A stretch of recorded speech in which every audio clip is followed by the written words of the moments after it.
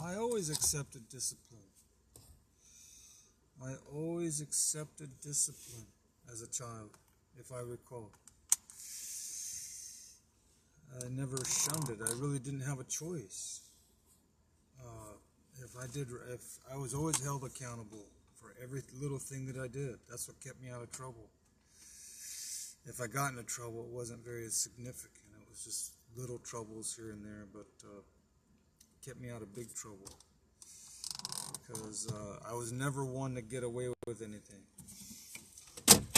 One time I stole a candy bar and I got popped for it. I don't know what kind of candy bar it was, whether it was a Payday or a Snickers or Musketeers. I think it was Musketeers. Musketeers. I got popped. I got busted. I was trying to steal a candy bar from a store up in Washington where I grew up, and they caught it, and so I had to do, I don't know what I had to do, community service. And then what else did I do? That it was always community service, so it wasn't, it didn't warrant jail time or imprisonment. It was minor, very minor stuff, but it still had to be dealt with, so they put me on community service a few times.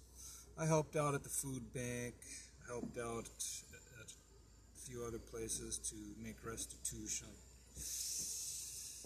But I was just a little kid, but I'm kind of glad that I had to do that, because it kept me away from a life of crime. Not so with probably some of the people I grew up with. They had to serve a little bit of jail time for going a little bit deeper into causing mayhem and trouble. But pardon me, I remember now. I was in jail once for about 48 hours. It was a domestic issue when I was 17 years old with an ex-girlfriend. But I was only in jail for a weekend, for Saturday. I think I was in there for Saturday and Sunday. And then they let me out because they didn't have to post bail or anything. They just let me out. Nobody was hurt. Nobody was hurt. It was just, actually she wasn't hurt. I had the scratches on my arm. But her name was Anne,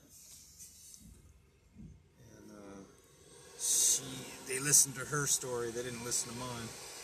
So I was told that the female is always in the right. So she was the one that scratched me all up with her fingernails.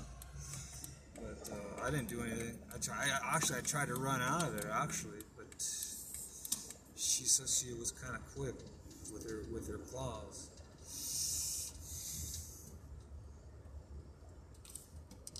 So I learned a lesson there. Carefully who you shack up with, who you get involved with. You got to be very selective when it comes to finding a mate, or being with someone, being in a relationship with someone. And if you're a religious person, the religion says don't be involved with anyone unless you're leaning towards a more serious long-term relationship. You don't want to just kind of be promiscuous. Then you're susceptible to diseases, domestic issues, grief, and feelings being hurt because you're getting emotionally attached to people. Then you break up, and why go through all that? You gotta take your time, follow the spiritual principles. Take your time to sow the right seeds in a relationship so that it's fruitful and lasting and meaningful. You don't want to be involved with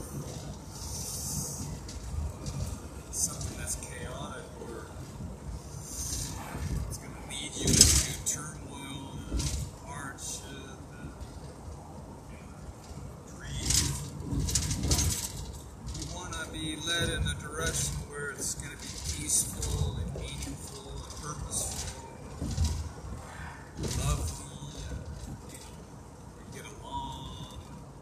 Of course, people have little disputes here and there, but how quick are they reconciled? How quick do you overcome those little disagreements? It should never get to a point where it's anybody's injured either emotionally or physically. It should never get to that point. It should have temperance, moderation,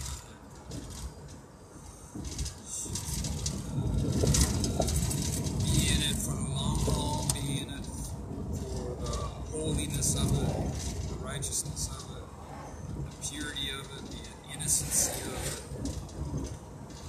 Because if you have those qualities, then the relationship's going to actually be worth something.